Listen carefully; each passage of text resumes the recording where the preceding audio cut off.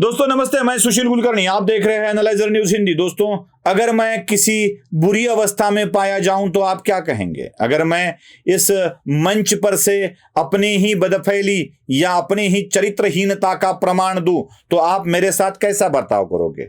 जो देख रहे हैं वो भी नहीं देखेंगे, जिन्होंने सब्सक्राइब किया है वो भी अनसब्सक्राइब कर देंगे, गंदी गंदी गालियां बकोगे, आप मुझे ट्विटर पर ट्रोल करोगे, सब जगह ट्रोल करोगे। अगर कुछ मेरी ऐसी चीज आपको मिल जाती है कि मैं चरित्रहीन हूं या कहीं ऐसी जगह जाता हूं, अगर पूना वालों को मैं बुधवार पेठ में मिल जाऊं तो क्या सोचेंगे पूना वाले?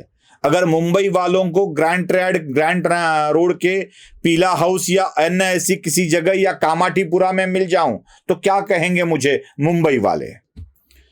अगर मैं ये बात कह भी दूं तो मेरा चरित्र आपके सामने आ जाएगा। अगर कोई इसी तरह की बात राजनीति में करता है तो उसका चरित्र सामने आ ही जाता है ना। कोई किसी को गलत कह रहा है, कोई किसी को चरित्रहीन कह रहा है और उसके पास वो बार बार जा रहा है तो लोग तो पूछेंगे ही, भैया यहां क्यों जा रहे हो? कोई बार में जाकर, बियर बार में जाकर दारू न पीने की सबक तो बेवड़ों को सिखाता नहीं होगा। कहा जाता है ताड़ी के पेड़ के नीचे बैठकर अगर आप दूध भी पियोगे तो बताया जाता है कि आप ताड़ी ही पी रहे हो। होता है ना ऐसे। वैसे संजय राउत जो भी कुछ बोल रहे हैं, अभी शब्द संजय राउत के लिए ठीक नहीं है, बक रहे हैं, ऐसे ही शब्द इस्तेमाल करना पड़ेगा।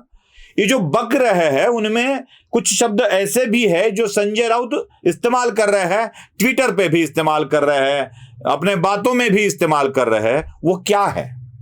संजय राउत भारत की संसद को हिजड़ों की हवेली बता रहे हैं और भारत की न्याय व्यवस्था को किसी एक की रखेल बता रहे हैं।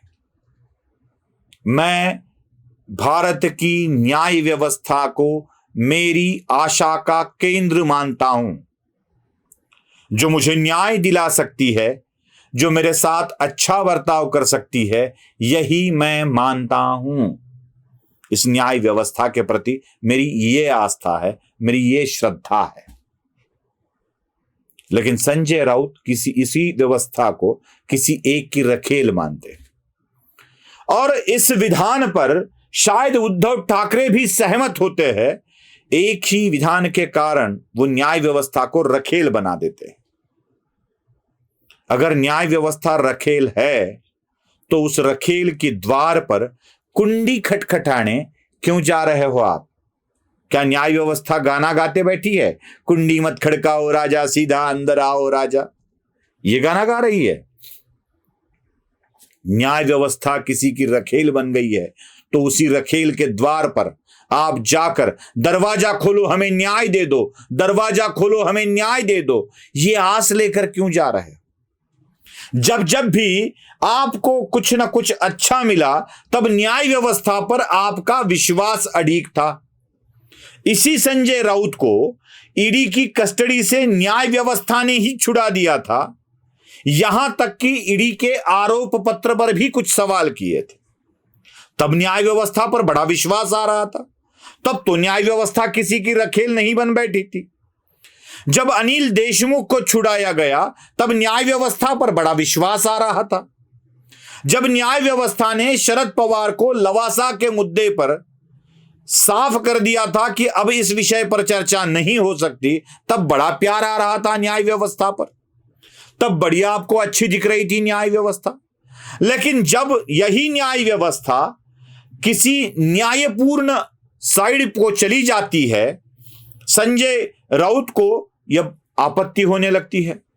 जब यही न्याय व्यवस्था एकनाथ शिंदे के प्रति न्याय करती है तो आपत्ति होने लगती है, रखेल दिखने लगती है।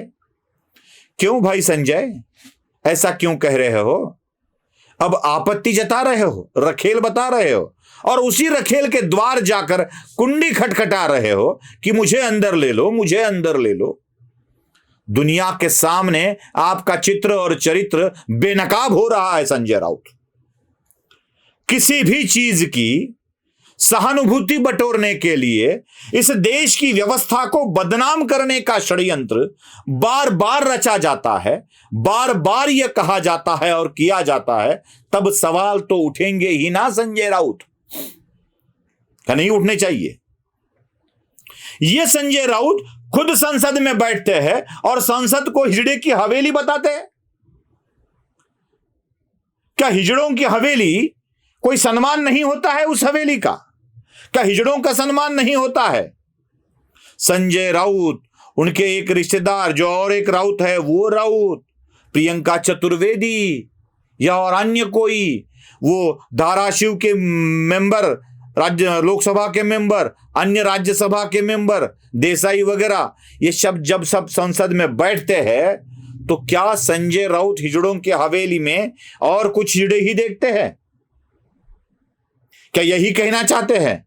क्या आप सिर्फ 2, 4, 5 जो कि कुछ बचे कुचे हो, बची कुची सेना के सदस्य, वही मर्द है और बाकी सब हिजड़े? क्या कांग्रेस के सांसद भी हिजड़े बन गए? क्या एनसीपी के सांसद भी हिजड़े बन गए? जरा क्लियर कीजिए संजय राउत, जरा क्लियर कीजिए। किसी भी व्यवस्था के ऊपर इस तरह के आरोप लगाकर उनके ऊपर आरोप लगाना और उनके प्रति अविश्वास निर्माण करना बिल्कुल गलत है संजय राउत, बिल्कुल गलत। और इसी विषय को संजय राउत ने भी समझ लेना चाहिए। सहानुभूति बटोरने की साजिश है ये, उद्धव के द्वारा, संजय राउत के द्वारा, और यही साजिश बार बार रची जा रही है। संजय राउत, आपके इसी विधानों के कारण, आपके इसी बयानबाजियों के कारण उद्धव ठाकरे बार बार संकट में आ रहे हैं, बार बार संकट में आ रहे हैं, और यही संकट उनके ऊपर और गहराता जा रहा है। इस गहराने की वजह आप हो और आप ही उस संकट को बढ़ा रहे हो। ये जब तक आपके समझ में आता है तब तक ठीक है, लेकिन जब उद्धव के समझ में आएगा, दुर्भाग्य की बात यह है कि उद्धव के ही समझ में नहीं आता है, इसीलिए अपने ही तारणहार नहीं कारणहार को वो अपने साथ लेकर चल रहे हैं। वीडियो पसंद आए तो लाइक, शेयर और सब्सक्राइब जरूर कीजिएगा। धन्यवाद।